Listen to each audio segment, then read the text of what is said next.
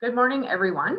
Welcome to FMB's Capacity Development Central Regions webinar on the Financial Administration Law Calendars. Who needs to do what and when? My name is Priscilla Biors. I am the Senior Manager of the Capacity Development Central Region team. I am Métis from the community of St. Laurent, Manitoba. I have my CPA designation since 2008 and also my CAFM. I come with over 15 years of business experience and working with First Nation communities. I am joined today by my very talented team of capacity development managers, Elisa Reed, Marcus Ballantyne, and Wilson Napiu. You will have the opportunity to see each one of them as we present the new tool, and they can provide you a brief bio. The nations that we support in this region are Manitoba, Saskatchewan, Northwest Territories, and parts of Ontario. So before we get into the webinar, I just wanted to mention that we at FMB understand that we all are operating under a very different circumstance due to the COVID pandemic, and that we are slowly starting to come out of this and adjusting to this new norm. So as your CD team, we just want to let you know that we are here to support you during this busy and unusual time. If you have any questions or concerns as it relates to the annual budget process, during this unusual time, financial reporting tools, and any tools and templates that you may have, that you may need, we're here to provide you that support. There'll be information at the end of the webinar that you can jot down if you don't have our information already. Today's webinar will introduce and feature a new tool and job aid on the FAL calendars of Council, the Finance and Audit Committee, the Chief Administrator Officer, also known as Director of Operations or the Band Manager, and the Director of Finance. So it is very important for your nation to know what needs to be done, who needs to do it, and when it needs to be reviewed and approved. So these calendars that we present, and also a quick reference guide booklet called Living by Your FAL, have been mailed out to your nation last week. So if you do not have them already, please expect them in the mail as a hard copy coming up. If you would like an electronic version, please reach out to your CD manager and they can send that along to you after the webinar. So for the webinar, the chat function is disabled. We will have a 10-minute Q&A period at the end of the webinar. Please feel free to ask questions throughout the webinar using the function below labeled Q&A, and we can review them at the end of the webinar. So thank you again for joining, and we look forward to hearing from you. And now I would like to turn it over to Elisa Reed to begin with the council calendar. Good morning. Thank you, Priscilla, for that introduction. My name is Elisa Reed. I am a member of Wabauskang First Nation located in Treaty 3 in Northwestern Ontario, and I'm really pleased to be here with you today.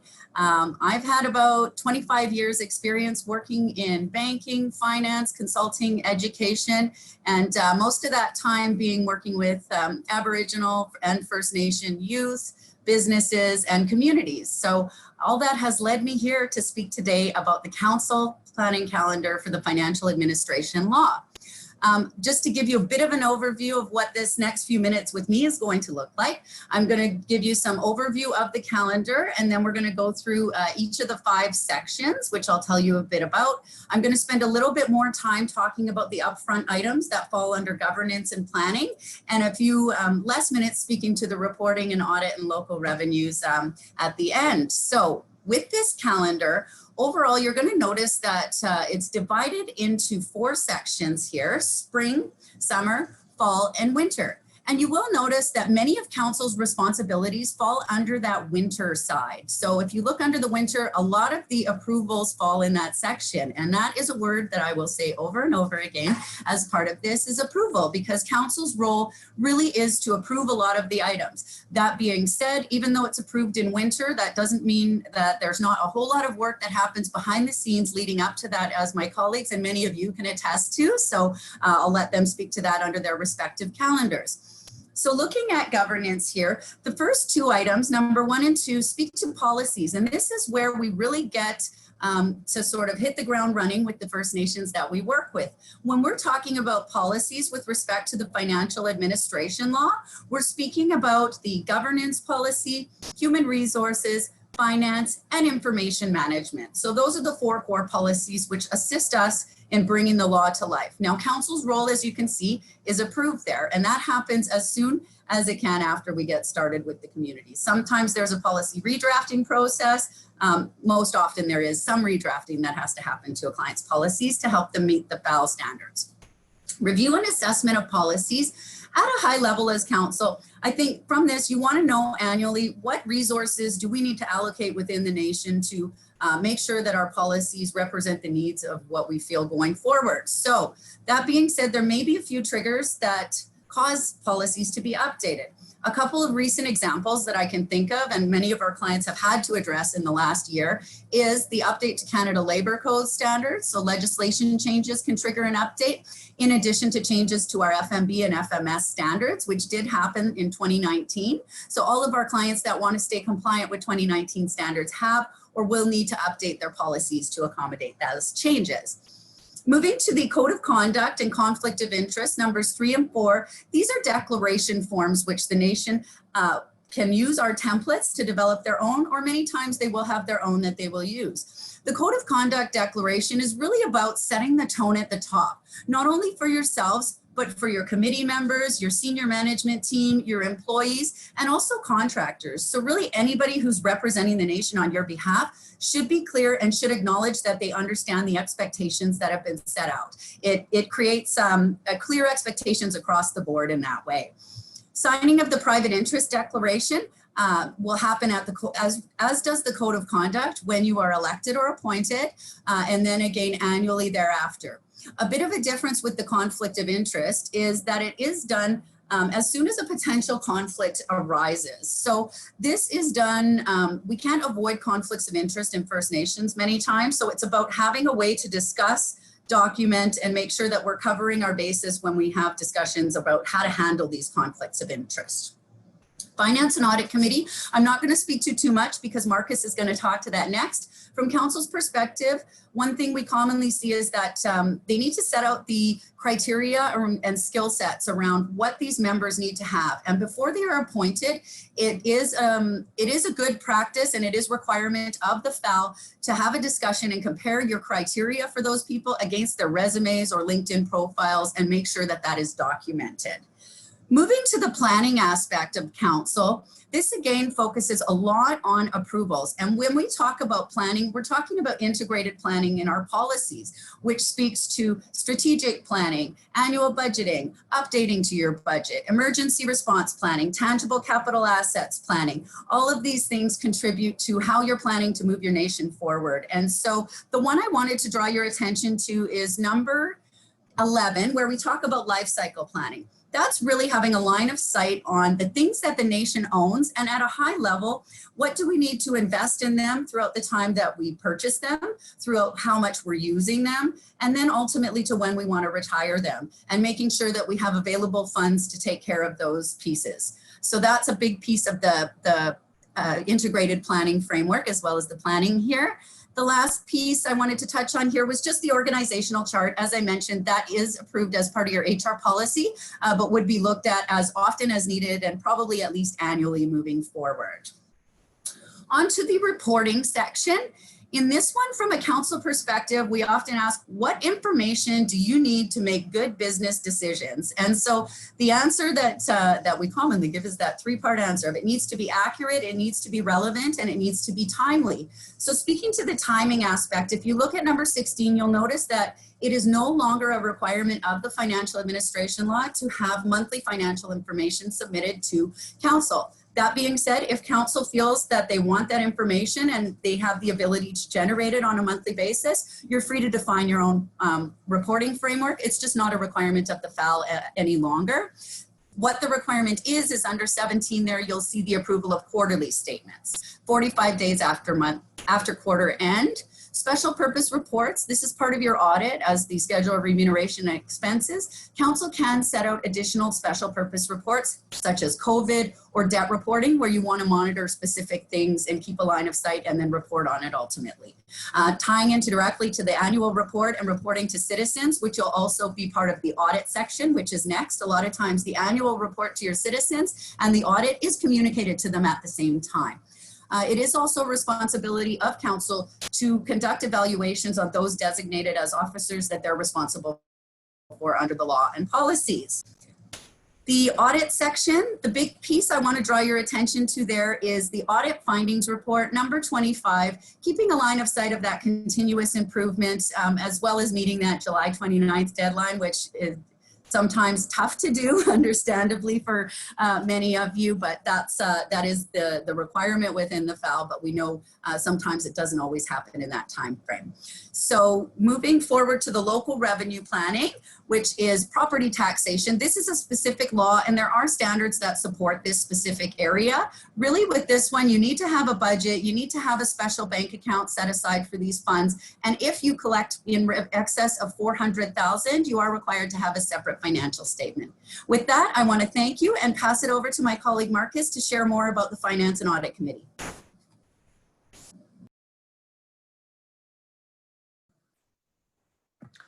Thank you, Elisa. Hello, everyone. My name is Marcus Ballantyne. I'm a Capacity Development Manager out of FMB's Winnipeg office and a member of the Mississippiwistic Cree Nation near Grand Rapids, Manitoba. I've been working with FMB now for a year and have had some excellent experience working with First Nations communities across Manitoba and Saskatchewan. And prior to that, my background was in banking. So I'm here with you today to present on our Finance and Audit Committee calendar.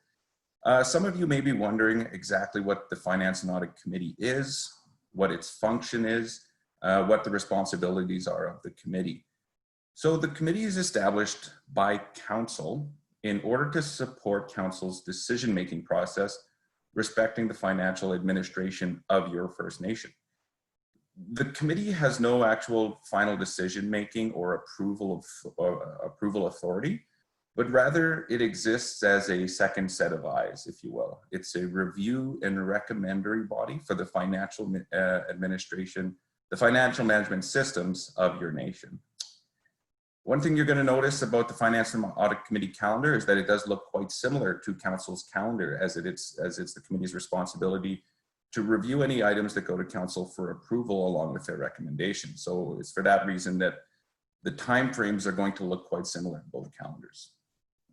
So starting with the governance section of the calendar, you'll see the first item in the calendar is signing off on the Code of Conduct declaration form. So as is the case with all employees and elected officials of your nation, the committee is also responsible and they are required to declaration both at and then on an annual basis. The second item there is the committee's eligibility declaration form. Now, this is a key document for the committee, as oftentimes many questions revolve around the eligibility criteria involved with being an FAC member.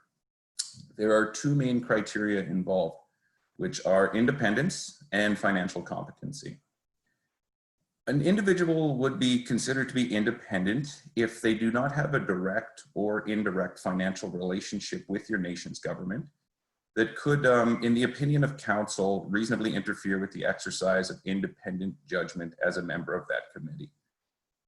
Council will determine what criteria are involved regarding the financial competency aspect of being an eligible FAC member. But typically, this would involve the ability to read and understand financial statements and accounting policies, along with an understanding of the goals and objectives of your First Nation, along with any potential risks facing the community and administration. So in saying that, all FAC members will sign the Finance and Audit Committee eligibility declaration form and provide it to the Director of Ops or band manager for proper record retention. And the last section of the governance portion of the calendar is signing off on that private interest disclosure form, oftentimes referred to as a conflict of interest form. This will be signed at appointment annually, and of course, as soon as possible when potential conflicts of interest do arise. So moving on to the planning portion of the FAC calendar.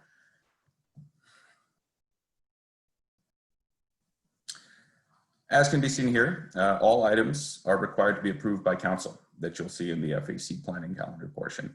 You got your annual budget there, the multi-year financial plan, your risk management plan, and the life cycle management plan. So all must be reviewed once prepared prior to being submitted to council for approval, along with any recommendations by the Finance and Audit Committee. The committee can accept any of these plans and budgets as presented, or of course they can go back and request any amendments or additional information from the preparers. Always keeping in mind, always operating within the context of the operating objectives and strategic plan of your First Nation. Item 7 there, you will see that there are no X's indicated for financial risks, as this would be considered an ongoing responsibility of the Finance and Audit Committee to find and report as needed on any risks. Any decision making prior to submitting for approval to council would be by the committee would be done by majority vote. So moving on to the financial reporting portion of the calendar. The time frame for the FAC committee here regarding quarterly and annual financial statements, as well as special purpose reports, again directly corresponds to the quarter or time frame of the council calendar. Once again, all these items must be reviewed and submitted along with recommendations to council, with enough time for council to review prior to approval. That time frame, whether it be around 2 weeks, 3 weeks, a month, would be decided by your community, your nation, during the policy development process that you'd work with a capacity development manager on. But as per your nation's financial administration law, the council must meet at the very least on a quarterly basis, as well as necessary. One example of as necessary is if council decides that the review must be conducted by the Finance and Audit Committee on the monthly financial statements once they are prepared. So once they're prepared, as soon as they are ready, it's the Finance and Audit Committee's responsibility to meet and review.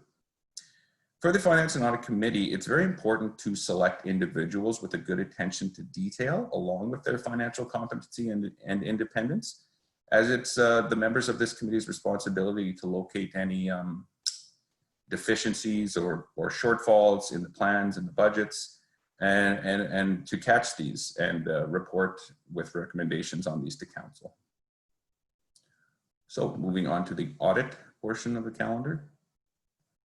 It's the committee's responsibility to first make recommendations on the selection, engagement, and performance of your First Nations independent auditor. And they must also review and confirm the independence of your proposed or appointed auditor. They would review and make recommendations to council as well on to approve the annual audit plan and the external auditor, which includes the scope of the audit to be performed and any estimated audit fees. So along with these responsibilities, once complete, the committee then reviews any management letters, of course, any audit findings, and any recommendations of the external auditor. And our last section there is on local revenue. So for any First Nation who chooses to take advantage of their property tax powers, which is through a law developed by the First Nations Fiscal Management Act, they can collect property taxes on businesses operating on reserve. So this is referred to as local revenues. If this does apply to your First Nation, the council must review the budget of their local revenue account and make recommendations to council for approval. Also, as Elisa mentioned in the council calendar, if your nation does collect over $400,000 in gross taxation revenue per year, there will be separate financial reports, separate financial statements for that, which must then be reviewed by the Finance and Audit Committee prior to submission to approval to council.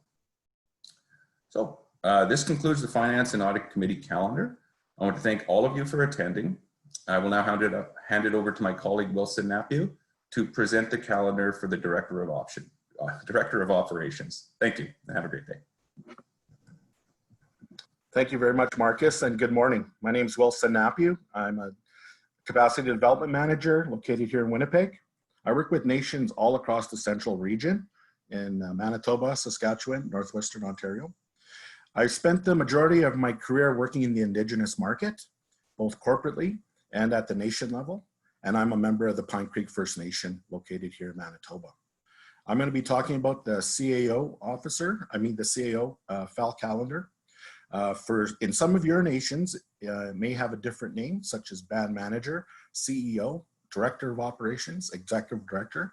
But for this presentation and our standard policies, we use the term CAO. One of the main functions of the CAO is ensuring that information is getting to leadership for approval. You'll notice that the CAO calendar, there is more recommend and planning notices. So let's get started. Number 1, review and recommend to council policies for the administration of the First Nation. You'll notice at the top, it happens in the spring session. It usually happens in the spring session. And of note as well, the Chief and Council also has the ability to provide the CAO with the responsibility to approve procedures. I'd like to next move on to number 4, make sure all employees sign Code of Conduct Declaration.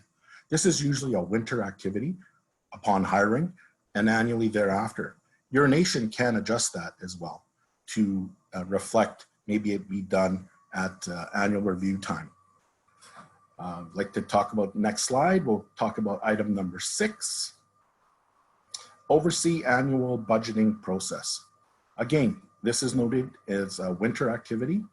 Council is to approve the budget by March 31st, but the CAO, as leader of the day-to-day operations, can choose how this process is done and who participates. In addition, they can also look for outside assistance. For example, FMB can provide a budgeting workshop in your nation. I'd like to talk about number 10. As mentioned earlier, Development Life Cycle Management Program. This is done in the summer event. It also, as a note here, this is an action that can be assigned to another person, such as Director of Finance. The CEO in this case is responsible for overseeing the development of this report. I'd like to go on to the next slide and talk about number 15, the organizational chart. Since the CAO is responsible for the day-to-day operations of the nation, they can provide the updated information and updated organizational chart with, as note, again, in the winter session and for council to provide approval. We'll move on to item number 16, prepare and maintain financial reports list. And the financial reports list is a statement of the nation's money and property. Again, this is an item that is done in the winter and can be assigned to a different line of business, such as Director of Finance. These reports will show the person who is assigned to create the report, when the report will be available, and who is getting the final report. I'd like to next talk about item number 17, oversee delivery of monthly, quarterly, and annual financial reports from Director of Finance. You will note that this is an ongoing activity that the CAO is in charge of, as it's done spring, summer, fall, and winter. 19, I'd like to talk about 19, the support of the publication of annual report for citizens. It's done as a summer activity, and this is a best practice and maybe new to your nation, but this can be done via PowerPoint at an annual meeting, a newsletter, and more recently, a lot of our nations have been using social media to get the information out to their citizens. I'd like to move to the next slide, number 21, support the completion of audited financial statements. This is done by the spring, and obviously a lot of work done before that, with council providing approval by July 29th. And the last for my presentation is the information management, keeping a detailed process of the record keeping and information privacy practices. And this is an ongoing concern that is done at the CAO level.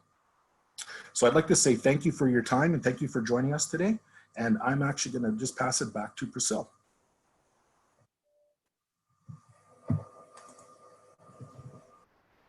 Hi there, it's Priscilla again. I will be presenting the Director of Finance calendar for you today. So this position is also commonly known as the Chief Financial Officer, so the CFO, the Senior Financial Officer, or the Finance Manager. It all depends on your nation's organizational chart. So as most of you may know already, the key responsibility of the Director of Finance is the day-to-day management of your nation's finances and accounting requirements. So this role and the departments are the preparers, they're the doers, they're the hands to tools in the financial reporting world, as I like to say it. So they do play a key role in a lot of the planning and reporting process. So in similar fashion, this calendar is presented the same as the others. You will notice in this calendar specifically that keywords such as prepare, draft, reporting to, or submitting to the FAC, so things like that, especially with the Director of Finance. And given this time period in Q1, I'm sure the Director of Finance and the Finance Department are busy with the annual audit process. So under the governance, there's attend all Finance and Audit Committee meetings. So the Director of Finance, in along with the CAO, are required to attend all the Finance and Audit Committee meetings because they they draft, prepare, and present the financial information for the Finance and Audit Committee to review. And so the Director of Finance is a non-voting member of the committee. They cannot be a participant. They can participate, sorry, but they cannot be a voting member. And this is because the Director of Finance and the CEO, they're preparers of the information. So that does not provide the independence requirement of the FAC because they would be then reviewing and recommending their own work. So going into the planning section there, again, the term was used integrated planning process that Ali had referred to. So in this process, the Director of Finance prepares many documents, and you'll notice that it is all within the winter, so Q4. For a lot of these documents, it is suggested to start that planning process early in the fall, kind of plant the seed to get the process going with your department managers and any other managers that are required to feed the information for these reports. So you'll see that there's the annual budget and then the draft multi-year financial plan, which is your 5-year plan, the budget for the annual capital plan and budget and maintenance schedule for tangible capital assets. So to focus in on the annual budget, so as you'll see here, council has to approve it before March 31st when going into the new fiscal year. So there's usually challenges here where some nations don't approve their budgets going into Q1. So recommendation and good best practice is to use last year's budget. So for this year, for fiscal year 2021, it would be recommended to use 2019-20 budgets and then provide any new information and have them reviewed by FAC and go up. And then you can follow your amendment process thereafter. So looking at the multi-year financial plan, so what that includes is a number of documents that includes your operating budget, your capital budget, some debt repayments, things like that.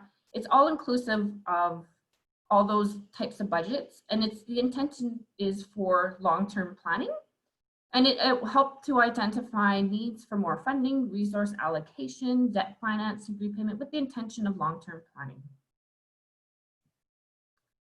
So here we have reporting. So this is one slide shows 6 to 9, the other slide will show many more just because of the Director of Finance is the key role in preparing these.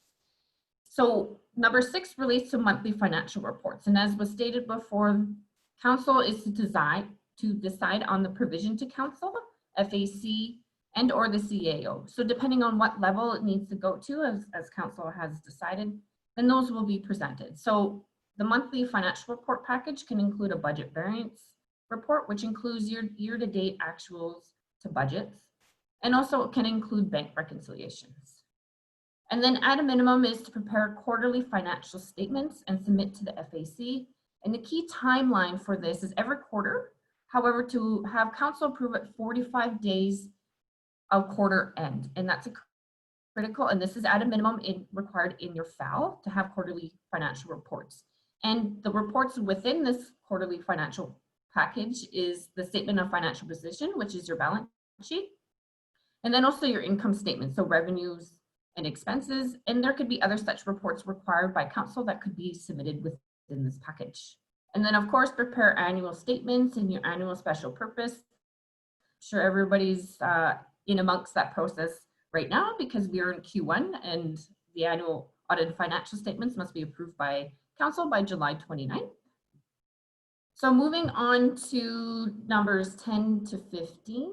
So referring to number 10, ensure there's an independent review and approval of monthly bank reconciliations. And these are critical because of the bank reconciliations control your cash, and that is the key asset of any nation for you to look at to ensure to identify any irregularities and report them to the FAC.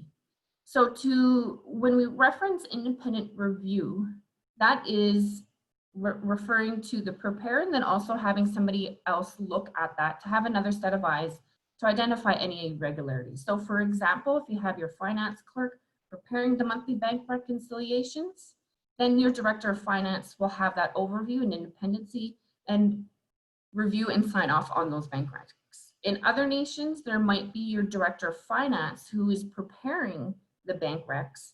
Then you would have your CAO or your band manager do that independent review to ensure there is that other set of eyes. So other such items, there's monitoring investments and ensure discrepancies from investment strategy, monitor compliance with debt agreements as needed, and monitor risk and recommendations for your risk management plan. And that's done on a yearly basis. And of course, evaluation of your finance staff on a yearly basis at a minimum. Excuse me. So the last few sections for the director of finance, we have the audit process. So we're in amongst that audit process as we are today because the council has to approve the fiscal year 2019-20 financial statements by July 29th. So of course, the director of finance plays a key role in supporting the audit process in that they provide schedules, GL accounts, any type of working document that the auditor may require. And again, as mentioned throughout this presentation, there's the audit findings report. And this again is important for the finance director to look at, as well as even the department, because it provides some improvements list as to provide in control measures within your finance department. So just to touch base on local revenue as it is property tax. So the director of finance ensures the completeness of the records respecting the property tax laws and the administration to maintain that. So bank accounts, financial reports, things like that.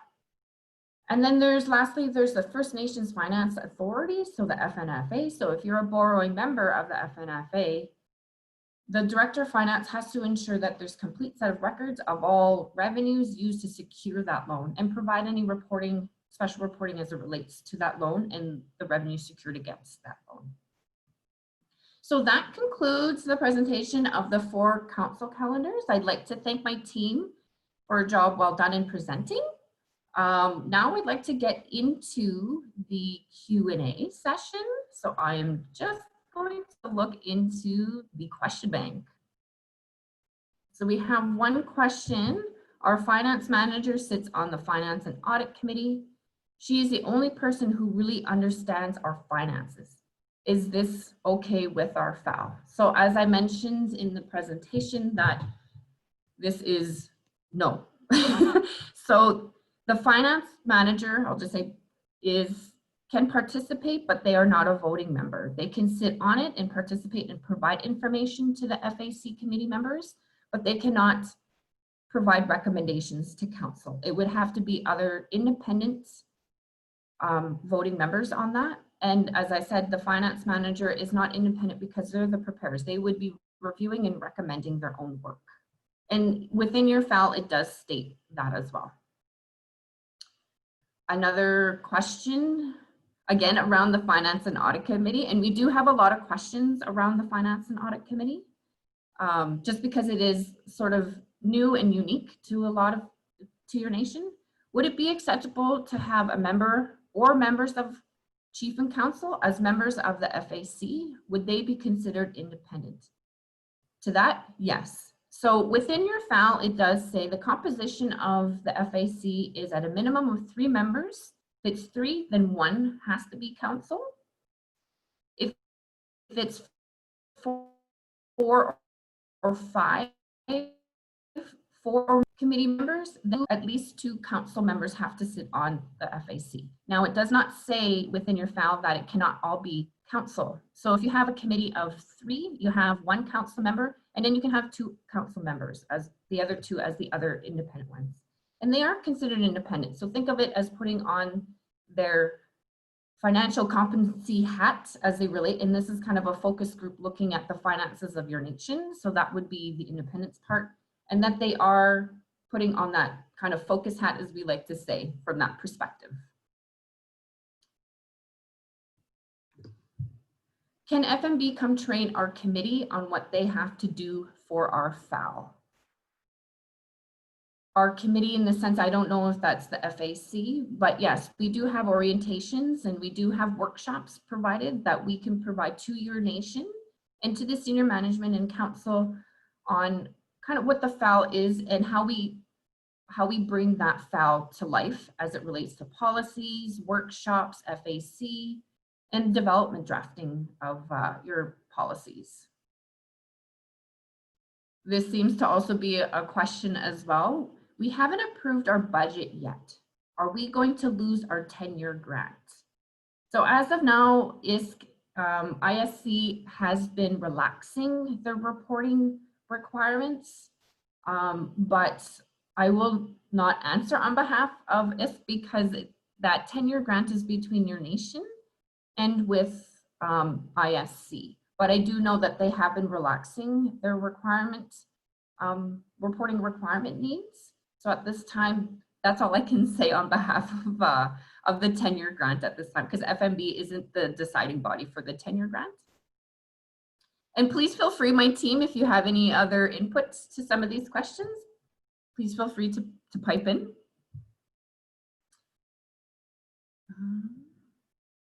Will the slides be made available, and is a recording available of the presentation? Yes. So thereafter this week, the presentation and the slides will be provided on our website. You can reach out to your CV manager and they can provide you a link with that, with this presentation going forward. We have a time for a few more. Our FAL says all members have to be sent our audited financial statements. This costs a lot. Can we leave copies at the band office instead? So that was the old requirement under our 2016 FMS standards, and now the requirement under the 2019 FMS standards is that the audited financial statements be available and accessible to your members. And yes, so leaving a copy at the band office is sufficient, and giving notification to your membership that these are available. Other avenues that you can make them available, especially nowadays, is through social media such as Facebook. So if you have a Facebook website, there's your website, and making notices around your community that the audited financial statements are available, and upon request, they can be provided.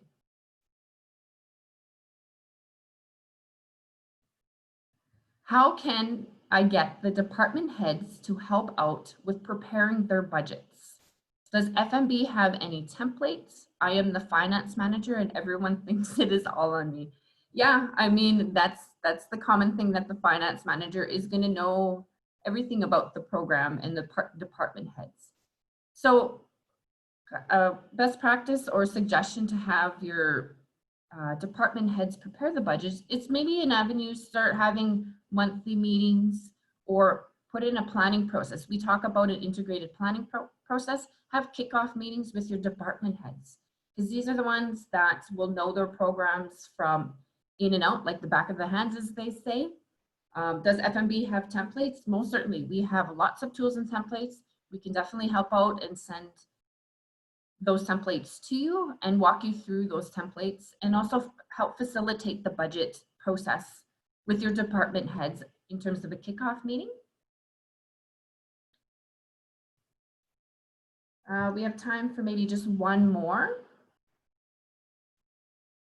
If the independent person is not available for whatever reason, can a nation bring in a temporary person to do an independent qualified review as required? I'm going to assume that this is related to the monthly bank reconciliations, or it could be the FAC. So I'll cover both. For the bank reconciliations, yes, I mean, if there is nobody that is available to do, then you have to find somebody at a higher level to do that. It's not within a finance clerk and finance clerk to be doing the independent review. But yes, if you have somebody who can review that at an independent ISET, then yes. And yes, the copy of these calendars and checklists will be available on our website, and we can send it along the link. So if I didn't get an opportunity to answer your questions, feel free to reach out to us. There's our information on this last website. Again, we do provide training opportunities and workshops for your nation. During this time, we've been working from home, but we are exploring as restrictions are lifted on a case-by-case basis that we look at it if you wanted us to come to your nation or maybe another avenue or another location. But again, reach out to us and we'll check on our end. Again, I thank you for participating, and I hope you enjoyed. Again, hope you enjoy the rest of your day, and bye for now.